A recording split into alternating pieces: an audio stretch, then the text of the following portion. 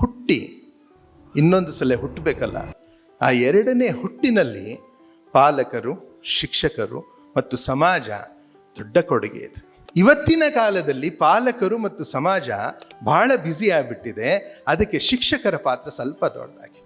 ಎರಡನೇ ಹುಟ್ಟು ಆ ಮಗು ನಮ್ಮಲ್ಲಿ ಬಂದಿದೆ ಅಂದರೆ ಅದು ಹುಟ್ಟಿ ಬಂತು, ಆಯ್ತು. ಈಗ ಅದರಲ್ಲಿ ಕೊರತೆಗಳನ್ನು ನೋಡೋದಿಲ್ಲ, ಇಲ್ಲ, ಅದು ಸಾಕ್ಷಾತ್, ಅದು ಸಂಪೂರ್ಣವಾಗಿದೆ. ಅದಕ್ಕೆ ಸ್ವಾಮಿ ವಿವೇಕಾನಂದರು ಹೇಳೋದೇನೆಂದರೆ, ಮನುಷ್ಯನ ಪರಿಪೂರ್ಣತೆಯನ್ನು ಹಿಗ್ಗಿಸುವುದೇ ಶಿಕ್ಷಣ ಅಂತ. ಪರಿಪೂರ್ಣತೆ ಆಲ್ರೆಡಿ ಇದೆ ಒಳಗಡೆ, manifesting the perfection which is already in human beings. ಮನುಷ್ಯನಲ್ಲಿ ಹುದುಗಿರುವ ಆ ಶಕ್ತಿಯನ್ನು ಪ್ರಕಟ ಮಾಡಿ ಅದರ ಪರಿಚಯ ಅವನಿಗೆ ಮಾಡಿಕೊಡೋದೇ ಶಿಕ್ಷಣದ ಮುಖ್ಯ ಉದ್ದೇಶ ಅಂತ ಹೇಳ್ತಾರೆ. ಬಟ್ ಅದು ಮಾಡ್ತಾ ಇದ್ದೇವಾ?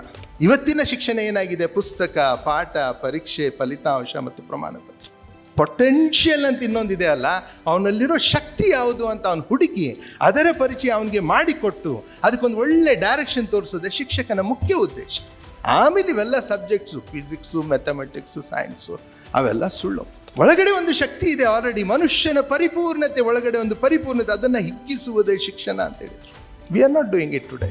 ಯಾವಾಗ ಈ ಕಲ್ಪನೆ ಇರೋದಿಲ್ಲ ಒಬ್ಬ ಶಿಕ್ಷಕನಿಗೆ, ಅವನು ಶಿಕ್ಷಕ ವೃತ್ತಿಯಿಂದ ಹೊರಗಡೆ ಹೋಗಿ ಅವನು he becomes A job holder. ಉದ್ದೇಶ ಅವನದೇನೋ, ಒಂದು ಎರಡನೇ ಸಲ ಹುಟ್ಟೋದಿಲ್ಲ, ಅವನಿಗೂ ಎರಡನೇ ಸಲ ಹುಟ್ಟೋದಿಲ್ಲ. ಉದ್ದೇಶ ಏನು? ಹೊಟ್ಟೆ ತುಂಬಿಸ್ಕೊಡೋದು, ಜೀವಂತ ಇರೋದು.